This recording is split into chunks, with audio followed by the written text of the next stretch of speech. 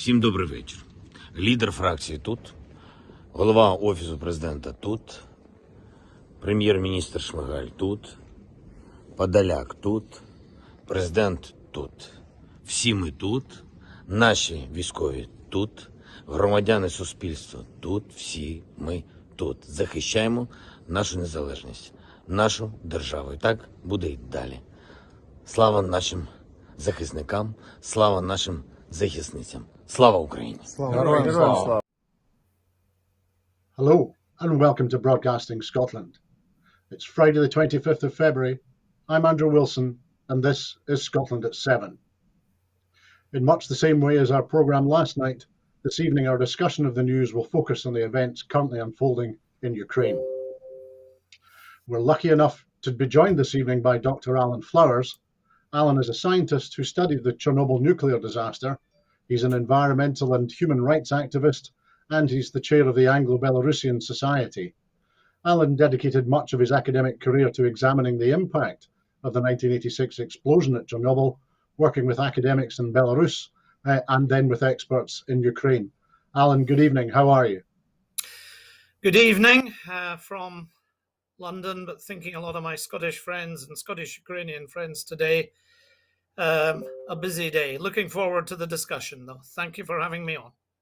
Well, Alan, thank you very much for joining us after what must have been a very busy day. As we opened this evening, that was a video released by the Ukrainian President Zelensky a little while ago. And in that video, he was showing us that he and his cabinet are in Kyiv and that they are staying in Kyiv, that they are there protecting their country, and glory to Ukraine, glory to heroes. Alan, what's your response to that very direct and quite affecting video that the Ukrainian president has released a couple of hours ago? Absolutely no surprise. The Ukrainians are a determined people. The government has huge, enormous support, the overwhelming majority of the Ukrainian people.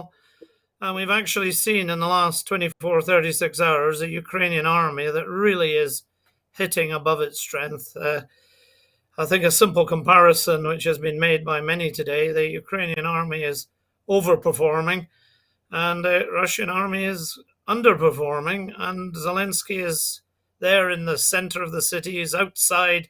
That building was the presidential administration building right in the heart of Kiev.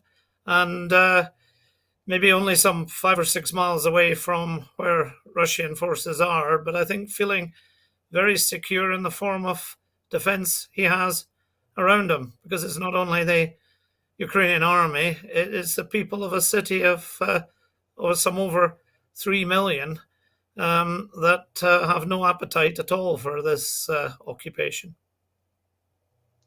Absolutely. Thank you, Alan. I think one of the things we're likely to come back to over the next few weeks is the transformation, if you will, in the person of the Ukrainian president, from a law student to a comedian and TV producer to the presidential character that we see now. And that transformation has been commented on by a number of people already. But there are a few aspects that I'd like to talk to you about this evening with regard to Ukraine, Belarus, and the conflict that is continuing to unfold, both the events in Ukraine, elsewhere in Central Europe, and also the responses we're seeing in other European capitals in the course of today. But first of all, you mentioned that you'd had a busy day today, and in particular that you'd been in contact with colleagues and friends on the ground in Ukraine. So tell me, what have you been hearing from your contacts in Ukraine today? Well, I've been hearing that people largely are, in the case of civilians, they are at home. They are subjected to a number of air raid warnings. When they hear these, I think those of us who know the British history and saw the scenes of Britain 1940 to 44 would almost feel an empathy with what they're doing. I've spoken to one friend on the 7th floor of an apartment block that has twice had to run down the stairs to the basement area with her mother and her teenage daughter. family of three ladies. Stayed there for half an hour. This is in the case of Lviv, no attacks. I've spoken to people in Kiev who are looking to try to get rail transport. Very difficult now to leave the city of Kiev, and hearing explosions, really quite terrifying. I think the only way to get a feeling of how these people must feel is imagine you were in Britain, London in 1944 with the threat of V2 rocket attacks that would just come out of the sky, and from day to day, you didn't know if you would still be alive at your house there. Obviously, concerns, but with a huge fortitude and determination. I've not spoken to any Ukrainian that doesn't believe that this will end with a form of defeat for the Russian forces. There may be some advances at the moment, but it's quite remarkable the extent to which they have been held.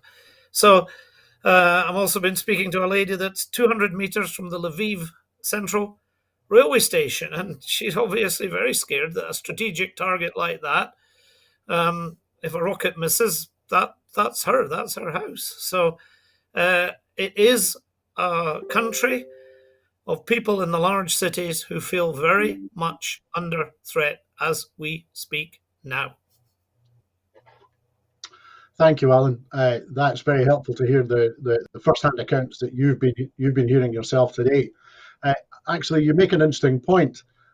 When we were discussing the events, the current events on yesterday evening's programme, we were discussing the likely impact of war on the citizens of Ukraine, and we did that in part by reflecting on the events surrounding the bombing of Clydebank in March 1941. So I'd like to explore the impact on civilians a little bit more with you, and in particular one part of our citizenry, and I think you're ideally qualified to speak insofar as you're an educationalist as well. This afternoon we had a long interview with the BBC's Ukraine editor Marta Shallow, who's escaped from Kiev, a 10-year-old boy. She told World at One that she had made a plan to drive east to her in-laws' village in the depths of the countryside, and she'd made this decision partly for her 10-year-old son, who had spent Thursday shaking with fear and compulsively checking his mother's iPhone looking for news. Now, no sooner had I heard that interview than I was being told about a friend's 10-year-old granddaughter who lives in the Lothians, and her parents are now very carefully managing the news that she sees and hears, because she's so upset by what she's hearing and seeing. So we know that life has been difficult for young people for a couple of years during the pandemic. What effect do you think that the return of war to Europe may be having on our young people, both in Ukraine, countries surrounding Ukraine, and back here in Scotland?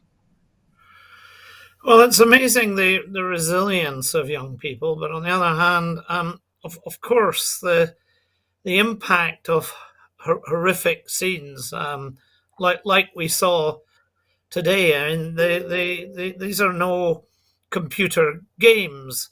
These are real tanks going down the streets of the real city of Kiev and veering and crushing a car where there is a human being that you can see in a video taken earlier today. Fortunately, came out alive, but might not have. So quite what the sort of fear and threat of what the world is that we're living in today. Now, we're fortunate. We don't feel these things can ever possibly come to our streets of the cities and towns of Scotland. But in the eyes of a youngster, a child, it is much easier to contemplate this sort of madness, because they will see, well, if there's madness there, maybe it can be here. So I do very much have concerns, and I think it's not surprising that parents will, because of the almost fantasy-like embellishment of what children will see that can take place. I think it's very right that parents will be trying to shield, because the understanding of the the locations, does a child know that's Kiev and it's not an Island Cross that we're actually looking at? Obviously, there's that different level of understanding. So, but of course, for children in Ukraine, I mean, they have been much more well versed in understanding of the reality of that, and the children in these apartment blocks, I mean, they're now already not only had exercises, but they've had a couple of days of just understanding what you do when the air raid siren goes off. It's remarkable how people do very quickly adapt to these situations. So yes, not a pleasant experience for the children of Ukraine, but for the children of other countries that don't realize this is not happening in their country, and also must wonder at the madness of the adults around them. Clearly very concerning, and all parents, I'm sure, will be taking care exactly what visual experiences, what they're actually seeing on the news these days. Thanks, Alan. No, absolutely right. One other aspect of considering the situation from the perspective of civilians, from the citizens of Ukraine, we'll look at it from the perspective now of some adults, because of course we now have a clearer understanding of the way in which martial law has been declared in Ukraine, and in particular the conscription for men aged 18 to 60 who are now not allowed to leave Ukraine. As part of President Zelensky's general mobilization decree, Ukrainian men aged 18 to 60 have been banned from leaving the country and have been urged to join the army as Russian forces have approached and entered Kiev. The Ukraine government announced last evening, that the men would be required to remain in the country as the conflict intensifies, while the Defence Ministry said there was no age requirement on joining the forces.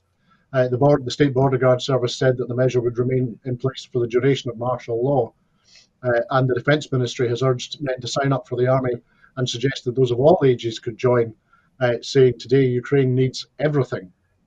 Now, in terms of the mobilisation of the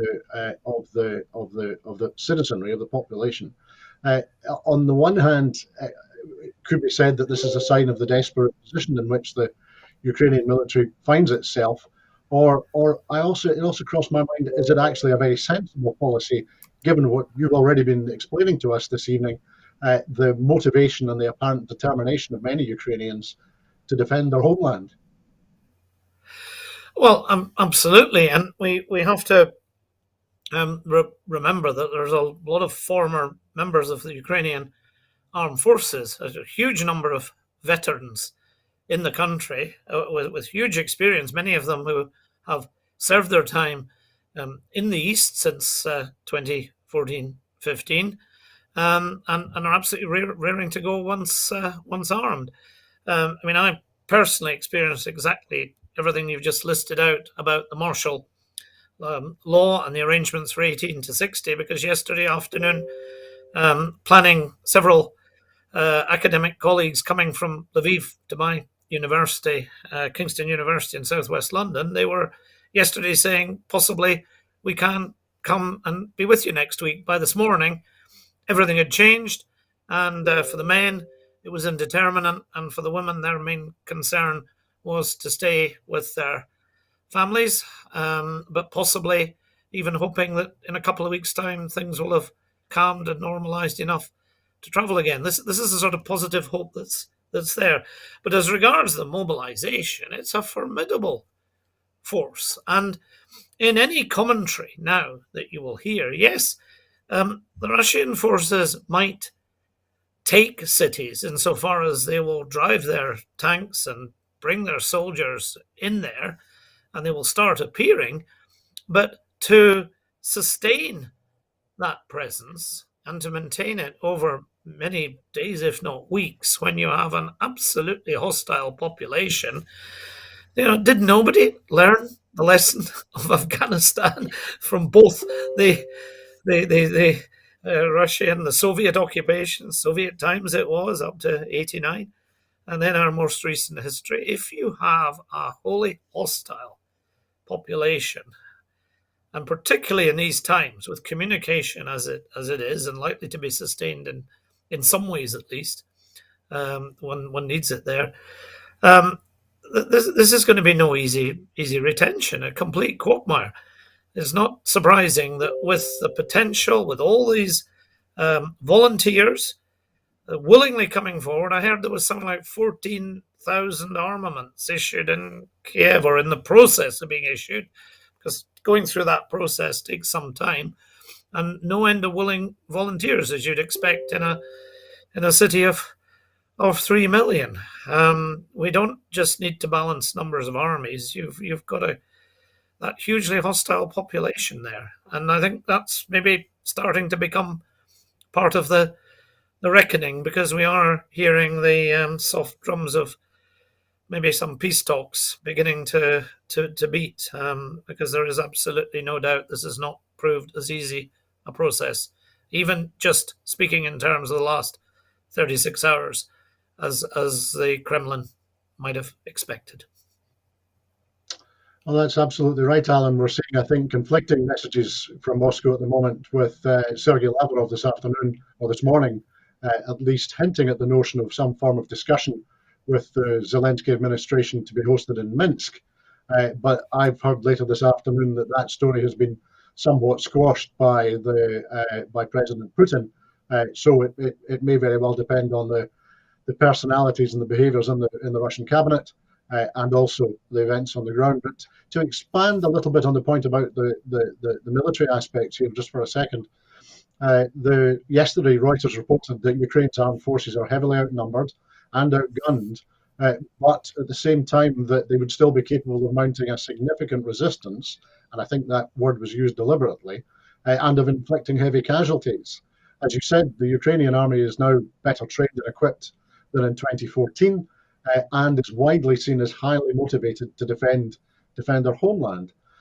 Whilst in terms of manpower and weapons, the immediate arithmetic looks a bit grim, most military experts' estimates put the number of Russian troops on the Russian border with Ukraine at significantly more than 100,000. And of course, there are also Russian troops in Belarus, nominally for military drills, but there are reports today that they have crossed the border into Ukraine. Russia's army, I think, is about 280,000 personnel, and their almost 3,000 battle tanks outnumber Ukraine's by more than 3 to 1. However, beyond the regular army, as you were saying, Ukraine has a volunteer territorial defence force and around a military reserve of around about 900,000 men. As you said, most adult males have at least basic military training. So do you think it's a prospect that Russia may well find itself, no matter whether it takes cities quickly at this phase in the conflict, that Russia, as you say, may find itself facing stubborn and protracted resistance across a very large country if Russia tries to capture and then hold on to territory? Absolutely.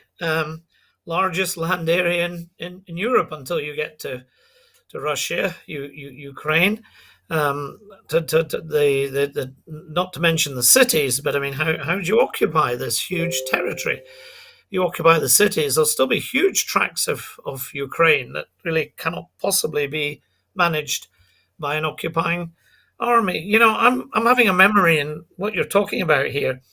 When I was researching in Belarus, and we were doing some comparisons of the north, the environmental state there, with areas near Chernobyl, I have this memory of meeting an elderly lady who was a teenager when the fascist occupation took place. And she remembered the lengthy period of partisan activity, pointing out that as a young girl, she would behave herself, keep out of trouble, doing anything obvious with the Germans, but at night time, the partisans would come into their house and be looked after and fed, and at daytime, they were creating havoc for the occupying forces. Now, that was 1942, 43, going into 1944. Some 80 years later, we're going to see exactly the same tactics in Ukraine, certainly in the country, and with the cities well supplied and fed. I think it's very much a case, if the West gives Ukrainians the tools, they really will get on with the job. There's enough of them, but it is it is the equipment. They need the anti-tank weapons, because with enough of that,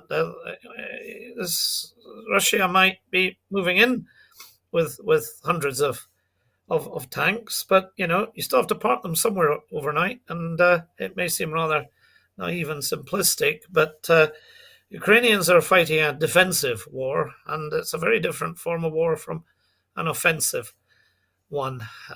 So once again, if we the West, the friends of Ukraine, tool them up, and if the provision, and I know there's a lot of discussion about ensuring provision of these weapons and how it will be sustained, but if that is able to happen, then it will just be an attrition process, and at some stage the Kremlin will have to really decide on the price. I think we can only hope it won't be a 7-year process like Afghanistan. I think most of us would prefer it's a 7-day process, and hopefully the lesson will have been learned, and the talks will take place at the peace table.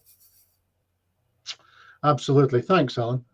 We'll move now. We'll talk a little bit more, a little bit less about the military and a little bit more about the impact on the citizens of Ukraine, because the United Nations has estimated that about 100,000 Ukrainians have already been displaced, and that number may grow to between 1 and 5 million. The international community is making preparations to meet their humanitarian needs, though probably not quickly enough. Irina Sagoyan, who's the Eastern Europe Director for Save the Children, said there is a significant movement of the population, but it is also hard to say whether people are moving permanently or for the short term. So for now, Central Europe is welcoming Ukrainians with open arms. Receiving countries include Poland, which is planning to accommodate up to 1 million Ukrainians, as well as Romania, Hungary, Slovakia, and even tiny Moldova, where 1,000 Ukrainians arrived yesterday. But those countries aren't currently equipped to handle the volume of refugees that are likely to arrive on their borders, and European and US leadership needs to scramble to help build up that capacity really quickly. Now, we've touched there on Central European countries. Ireland has said that it will provide a safe haven for Ukrainian refugees should the need for such a scenario transpire. Speaking on RTE yesterday, the Taoiseach said that Ireland will welcome refugees if necessary. He said, "I'm conscious of the Ukrainian leadership's necessity to maintain calm and to work through this, so we'll prepare for all scenarios. But yes, we should and are preparing to support Ukrainian families and people with humanitarian assistance and funding. But also in any other way, we will not be found wanting on the humanitarian side. That's something we can do and we must do, and we must step up to the plate in relation to that as a country." So we've looked at the response from Central European countries, our near neighbours in Ireland. However, Britain has failed to set up a route for Ukrainian refugees to reach the UK. Despite the full-scale invasion underway, the UK government has stopped accepting visa applications from Ukrainian citizens. This means there is no safe and legal route for Ukrainians to seek asylum in the UK unless they have relatives here. The Home Secretary announced a visa concession for Ukrainians already in the UK for work, study and tourism, extending the time that they have before they have to leave and go back to Ukraine. But no resettlement scheme has been announced for refugees fleeing Ukraine. The Home Office has said Ukrainian nationals in Ukraine who aren't immediate family members of British nationals normally living in Ukraine, or where the British national is living in the UK, are unable to make visa applications to visit, work, study, or join family in the UK. And of course, the UK Visa Application Centre in Kyiv has been closed, and dependents with UK nationals can apply in Lviv.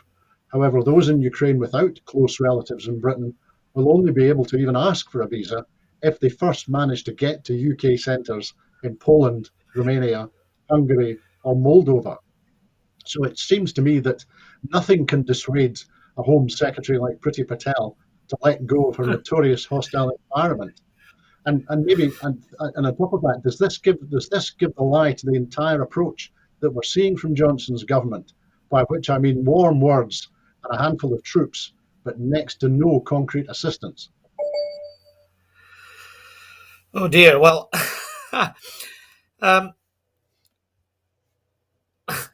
you're almost rendering me speechless, because you're catching me up with some fast moving events and news. Because as somebody that My writes apologies. visa applications and had somebody in the visa center on Wednesday, and it was still open yesterday, I know you're giving us up to the minute reports, but I think as quickly as it apparently has undergone some form of a closure. By the way, the UK visa center in Kiev is run by a Ukrainian or managed organization. It's part of their worldwide TLS applications Of service, course. and they electronically send the information about applicants to Croydon.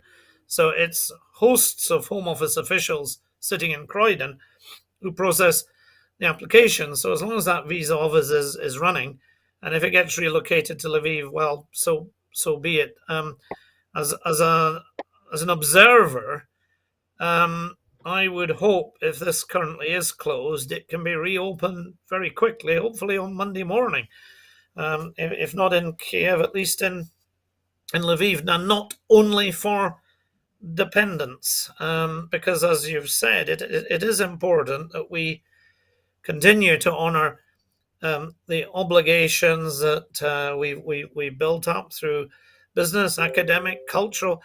Ukrainian diaspora in the UK is enormous. It's very big in Edinburgh, for example, and right across Scotland, because like many parts of the UK, we've got what we call the first generation, the post 45, the 45 and post 45 arrival that have now grown old, and there's families with Ukrainian links, Polish links as well from the western part that was formerly in Poland before Second World War, and then there's the new generation of people. We have welcome families. I know many Ukrainians. There's enormous Ukrainian diaspora in London, and again, second, third generation contributing in our country.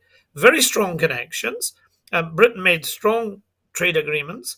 I run the largest funded. It's still leftover Erasmus Plus money from the pre-Brexit period. And in terms of actual numbers, I run the largest mobility, bringing students and academic staff into the UK, and I know the connections. So many of these people have friends and family when they come here. So Britain, and I should say also, it's good you've been mentioning the Irish context. Ireland similarly has very close ties. So I think our UK government will come under quite a bit of pressure. There's a very erudite Ukrainian ambassador we've seen quite often on the television as well, and I think through public and Ukrainian diaspora pressure, I would hope things would be sorted. The goodwill is there for sure. We absolutely know Absolutely.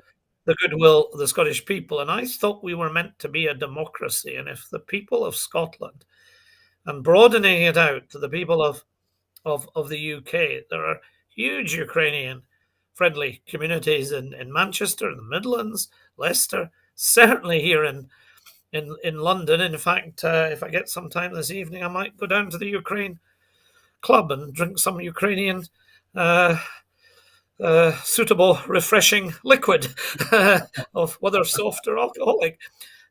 So I think there'll be very big pressure. Britain really is going to have to sort their act out on this, and thank you. The statements and the factual position at the moment in terms of servicing the refugees in the UK, that's clearly concerning.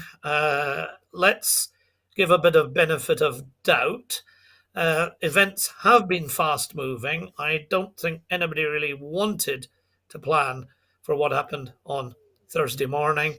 So I would hope we will see things opening up, and a discussion like this gives a chance to voice what I know, really sincerely believe from personal experience, is the views. The amount of I'm bombarded by questions. How do we help? And I'm very aware that there's systems and information available in Scotland through the Ukraine community, and I'm quite sure that the will of the people will be to assist.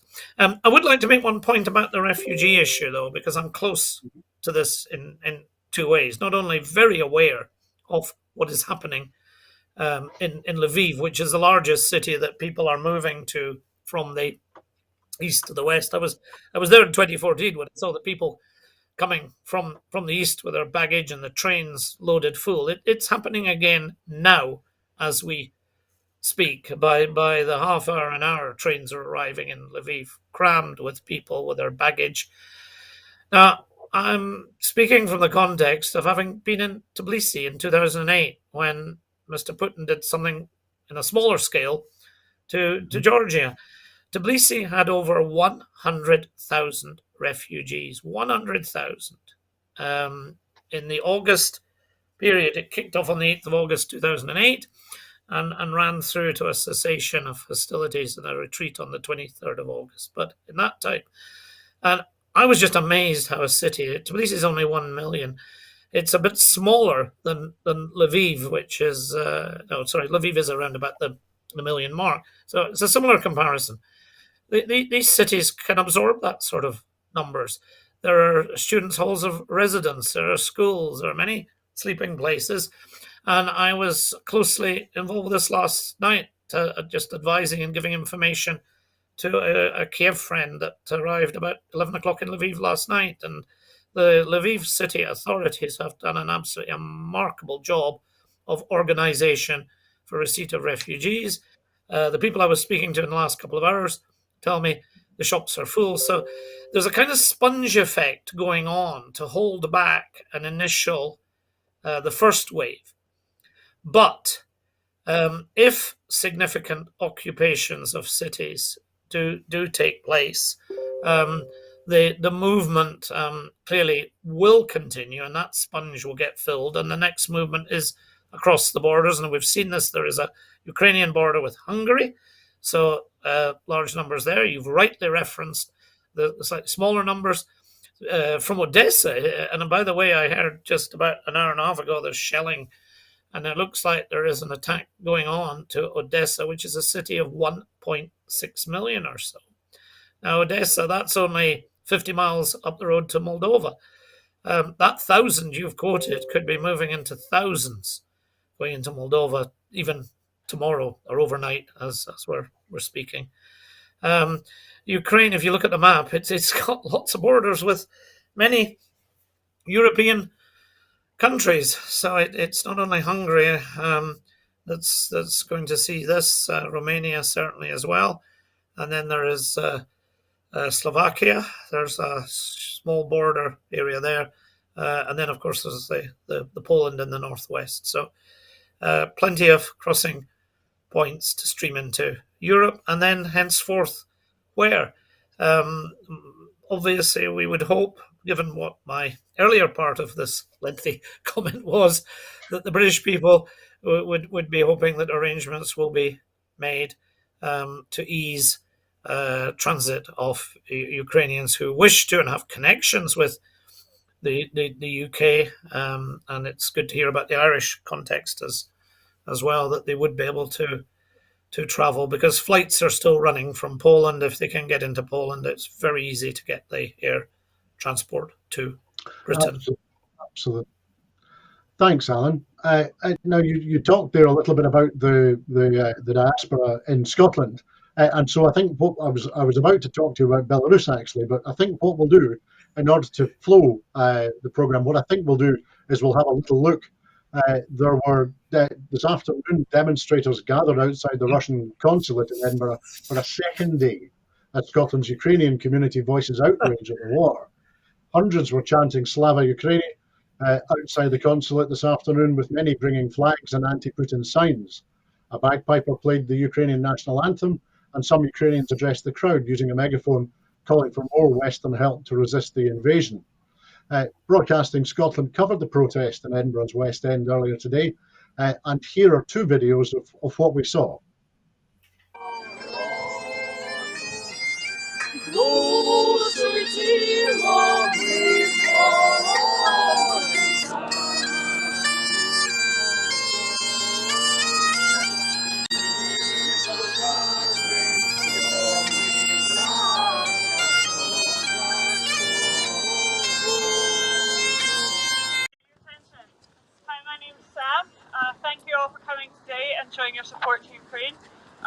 we're grateful that everyone turned out. What a fantastic turnout. It's great to see absolutely everyone who's come here from various countries, from various places, all to stand together to say to Vladimir Putin, you need to stop with this aggression, to stop with these war crimes, to stop with the human rights abuses that you're perpetuating across Ukraine. So, Alan, we saw there Sam Melnick addressing a crowd of several hundred protesters who assembled in Melville Street. That's the second assembly in consecutive days. And also at the same time this afternoon, there was a vigil taking place in George Square in Glasgow throughout the afternoon. So you've already given a little bit of it, but what's your reaction with regard to the response that we're seeing from Ukrainians in Scotland and people who are supporting them? Well, as somebody that was active in London in 2004 and know how Ukrainians responded then, in 2014 I stood with them on Westminster Bridge with over 1,000 lining the side of the bridge with the Ukraine flags. In a way, absolutely no surprise, but look at that. It was wonderful you showed that clip, because a more peaceful, composed people making their point strongly and peacefully you could not see. And isn't it such a delight to see the right of peaceful public protest in Scotland as it is down here in London, with 2 or 3 observing police officers in the background, not intervening, trusting the crowd, and what a magnificent testimony to Ukrainians and the Ukrainian community in Scotland. Just wonderful to see that, and a clearly strong statement made. What more can you say? And I'm sure they will continue day after day, like their Ukrainian compatriots in 2004 and 2014. 24 hours, 24/7. We're out in the cold and the Maidan. This is the Ukrainian spirit as you will see it. There are protests every day in London. I have friends and colleagues there. I hope to finally get to one on Saturday tomorrow myself. And the voice has to continue to be heard. And I think one of the demands will be, harking back to what we talked about earlier, I saw a huge banner across Whitehall yesterday when the last Ukrainian soldier falls. Putin will come for you, and I think we've got to respect the position the Ukrainians are taking this, and also deservedly give them every help we can. So wonderful to see that call and such a magnificently organised, peaceful protest in the heart of Edinburgh, and I'm glad to hear about the one in George Square as well, and both are big capitals. Of course. And actually, we'll follow on from that, because there have been protests elsewhere, of course, because shocked Russians turned out in their thousands yesterday to decry the country's invasion of Ukraine, as emotional calls for protest grew on social media, though some 1,745 people in 54 Russian cities were detained, almost 1,000 of them in Moscow. As silence wailed in Kiev and large explosions were heard, Russians were signing open letters and online petitions demanding the Kremlin halt the assault. Public opinion is in shock. People are in shock, a political analyst, Abbas Galyamov, told Associated Press. One petition started by a prominent human rights advocate, Lev Ponomaryov, garnered more than 150,000 signatures in a few hours and more than 300,000 by the end of the day. 250 journalists put their names to an open letter decrying the aggression. Another one was signed by 250 scientists, and 194 municipal council members in Moscow and other cities signed a third. Russian celebrities and public figures, including some working for state TV, have spoken out against the attack. And Yelena Kovalskaya, who's currently who was the director of the Moscow Theatre, which is state funded, announced on Facebook that she was quitting her job, saying it is impossible. It is impossible to work for a killer and get paid by him. And so, in terms of the protests that we saw last night and these public expressions of resisting what is happening, what do you think are the prospects for effective protest and resistance by citizens in Russia, given the repression that we've seen under Putin's rule, and also perhaps that if it is the case that Russian public opinion is in shock at the moment. In shock, and likely to be in even more shock, because we know the shock and surprise the Russian people got in 2014 when suddenly family members who were Russian soldiers who weren't meant to be anywhere near Ukraine were coming back in body bags. And that's undoubtedly, and the news will get through. We have to remember the Soviet Union did a very effective job of mixing up the peoples of the various republics. The Soviet army would get stationed in Belarus and Ukraine. These men would meet Belarusian women and Ukrainian women. The scientists, the men, would be moved also the other way, often for employment reasons. So post 45, the Soviet Union was one great anthill almost that got mixed up. So the relationships in families between Russia and Ukrainians are enormously strong. Ukrainians people do not want to be fighting Russian people. The majority of Russian people do not want to be fighting Ukrainian people. And Belarusians, our peaceful Belarusians, we might come to them later, they didn't elect the present person who is controlling Belarus and has allowed the Russian army. And this is not the decision of the Belarusian people. No way. They're a peaceful people that voted for nuclear disarmament, and they went for the neutrality route, and that's their decision. So I think we're only going to see more from the Russian people. And I want to add another dimension to this. We're talking about the Russian civilians at the moment.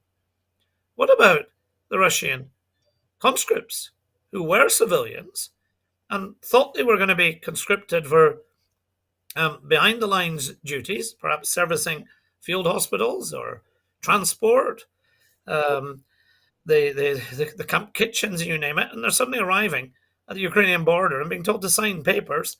And apparently there's really quite some difficulties and a very negative morale. So there is not widely publicized another form of perhaps even more relevant protest that is taking place. And that is significant numbers of the Russian military will simply not really want to have a stomach for this fight.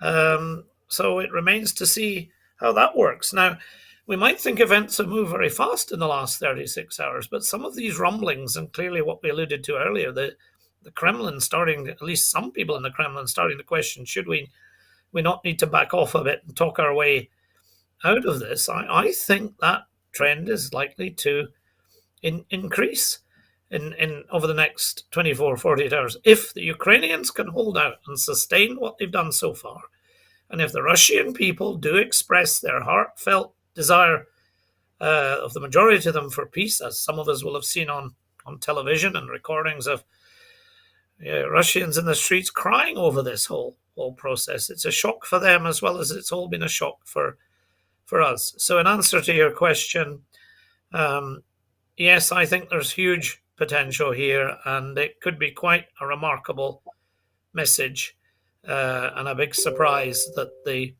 Kremlin will get, that the version of Russian history and methods of defense that Mr. Putin have is not, in the end, proved convincing enough to the Russian people. Absolutely. Thank you, Alan. Now, you mentioned the peaceful people of Belarus, and I was planning to talk to you about Belarus, so let's do that now. Because the Belarus ambassador to London, Maxim Yermolovich, was summoned to the Foreign Office and was told that new members of its ruling elite will also be sanctioned as a result of their role in facilitating the invasion of Ukraine by the Russian forces.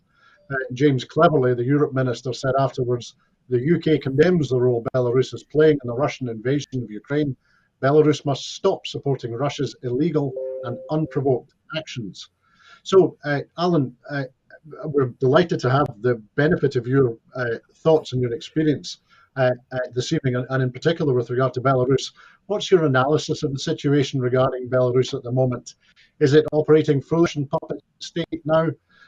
Is the relationship between Putin and Lukashenko a stable one? Or is Belarus the potential of being a second flashpoint or a second for Putin? Well, we have to remember that unlike Georgians in 2008, who vehemently protested, the people were able to come out and state against the invasion of their country. Belarusians are not in accord with the present regime. It's demonstrably clear, and the British government has stated that the view of the UK government is that Mr. Lukashenko lacks legitimacy.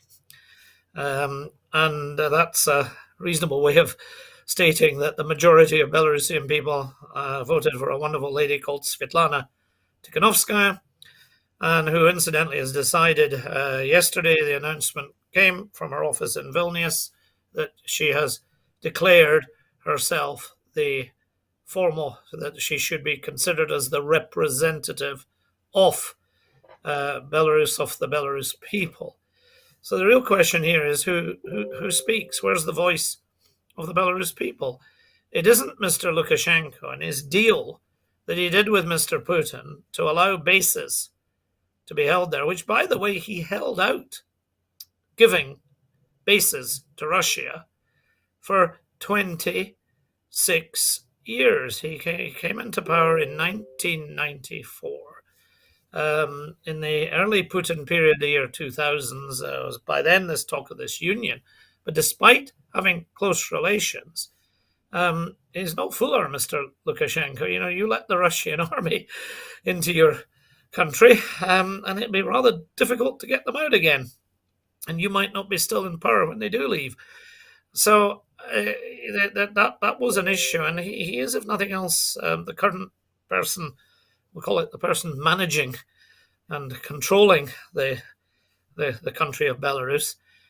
He's no fool in respect to having been in tune with the views of his own people, and that is the Belarusians have suffered so much through two 20th century world wars, the Napoleonic period. The country is littered with memorials and the graves of not just thousands, but tens of thousands and indeed millions. They lost a quarter, approximately, of their population, disappeared, melted away, reducing the population from about 8 million to 6 million in the 1940s.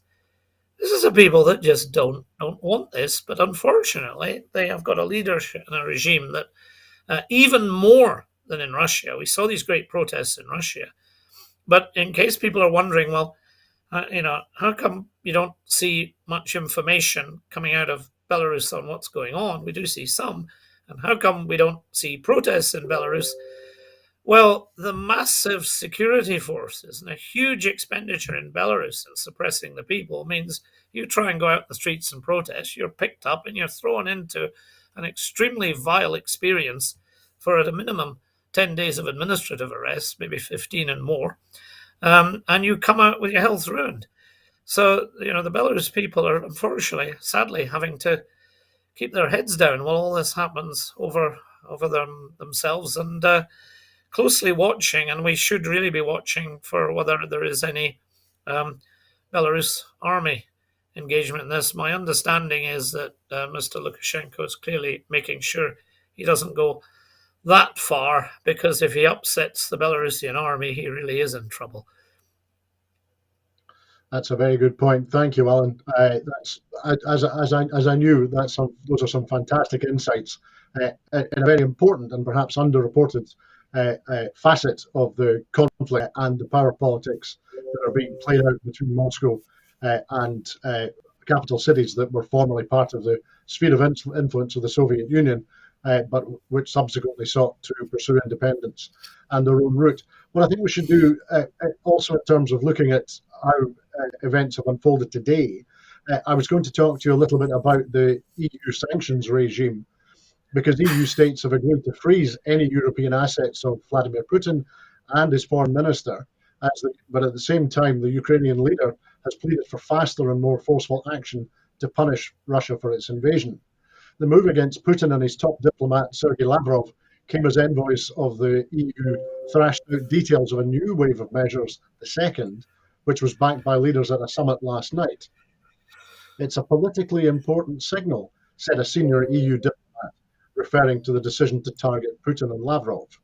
Another EU official said that the latest round of sanctions would be followed by a third that may target many more Russian oligarchs. We are moving as quickly as we can, the official said. Now, of course, earlier this morning, Vladimir Zelensky urged Europe to act more quickly and forcefully in imposing sanctions, accusing the West of politicking as Moscow's forces arrived in Kiev. You can still stop this aggression, but you have to act swiftly, he said, adding that banning Russians from entering the EU, cutting Moscow off from the SWIFT global interbank payment system, and an oil embargo should all be on the table. Now, these sanctions will target Russian elites and make it tougher for diplomats to travel, but the EU leaders opted not to curb Russian energy imports or, after objections from Germany and Italy, amongst others, to cut Russia off from the SWIFT system. Now, the French finance minister, Bruno Le Maire, who was hosting a meeting of EU counterparts in Paris, said that removing Russia from SWIFT remained an option, but only as a financial nuclear weapon of last resort, he said.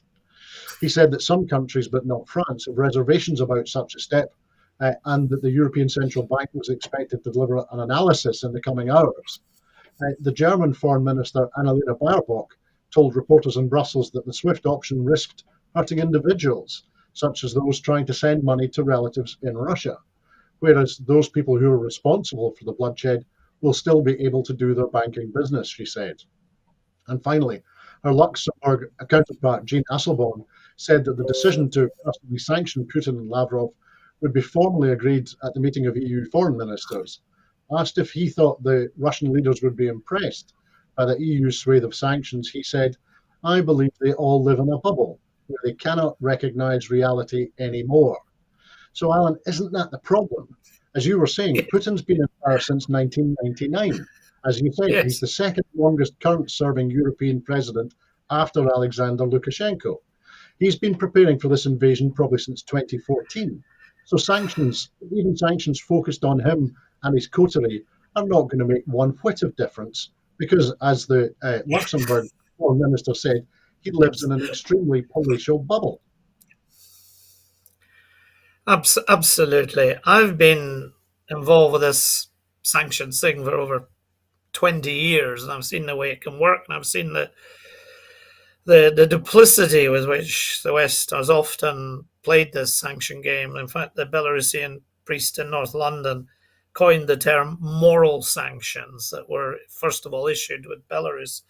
And I mean, I almost feel embarrassed reflecting on, well, the what if and what should have been done, because we're sitting here this evening. There's a war on. A capital city within Europe is being fought for. And the tools that could be at the disposal of the West for a more rapid impact appear not to be used or being argued and debating over by the hour and by the day. And here's the big problem. A tank moves a few miles in an hour or two, and some of the sanctions imposed, they won't have an effect for weeks. This will be over with before some of the pain for the types of sanctions. And the oligarchs will have moved their funds around. They'll keep their heads down. The actions which have been listed, like stopping now today, these payments. I mean, nobody's playing by the rules anymore now, except the West. Putin's not playing by the rules. If he wanted to stop something, he'd stop it in an instant, a decree.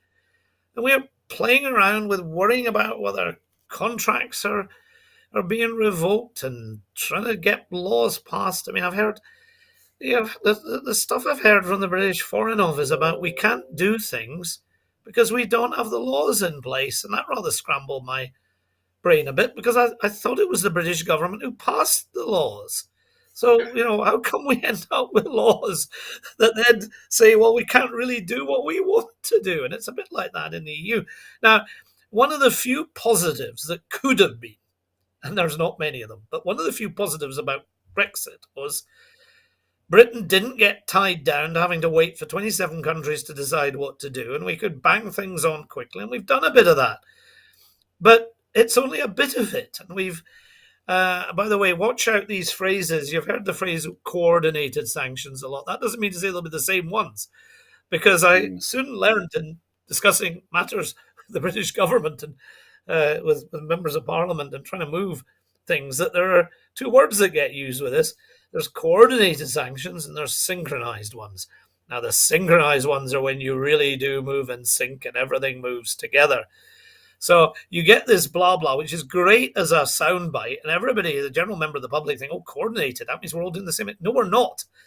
And this double speak we get and the way sanctions have been held and everything you have quoted there about the distinction between military action, that is the now, and the next few hours and days, and choosing sanctions that also could be the now. We need the ones that make impact now.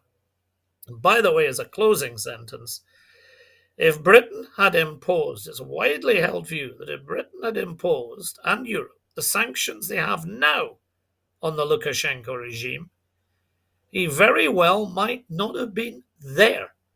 And now try doing the what if in history for that one. Because if he had gone and he was close and wobbling in August 2020 and September 2020, and his friend Mr. Putin had to prop him up and spend some money, but if the cost had been too high and it really was a question, what was Mr. Putin prepared to pay for these bases? Because look at what we got now, because we didn't act then. Now, apologies for the hindsight, because I said I don't like that. We are where we are now, so what we need to be doing is the immediate and the action that really will stop this absolutely dreadful assault on the peaceful Ukrainian people that just want to have peace and progress in the European family that they undoubtedly belong in and they themselves have asked to be part of. Mr. Putin, hands off a people that don't want you. Alan, I couldn't have summed it up better myself. That's fantastic. Thank you. Your insight and your experience and your analysis this evening has been tremendous, and we're very, very grateful to you because, as you can see from the clock, that was our final item this evening. In making these programmes, Broadcasting Scotland relies on the support of viewers and others who value our distinctive approach to news, current affairs and culture. If you would like to support us, then please consider subscribing or donating to Broadcasting Scotland. You will find the link to do that on the screen now, and we do really need all of the financial assistance that we can get in order to continue to do what we do and to do more of what we do. There are other ways in which you can contribute to our work. If you would like to volunteer to work with Broadcasting Scotland, then please visit our website at www.broadcastingscotland.scot and send us a message there. Meantime, we will be here at 12 noon sharp on Sunday with the next edition of the Full Scottish, so please tune in and join us then. Before that, I would like to say thank you again to Dr. Alan Flowers for taking so much time this evening after what must have been an incredible week, and for helping us and sharing with us his analysis and his experience and his thoughts. Thanks, Alan. Thank you. Pleasure to be here. Thank you. Thank you for joining us. And so, best of luck to the Scotland rugby team playing France at Murrayfield tomorrow, and I hope that everybody keeps warm and keeps well. Bye-bye.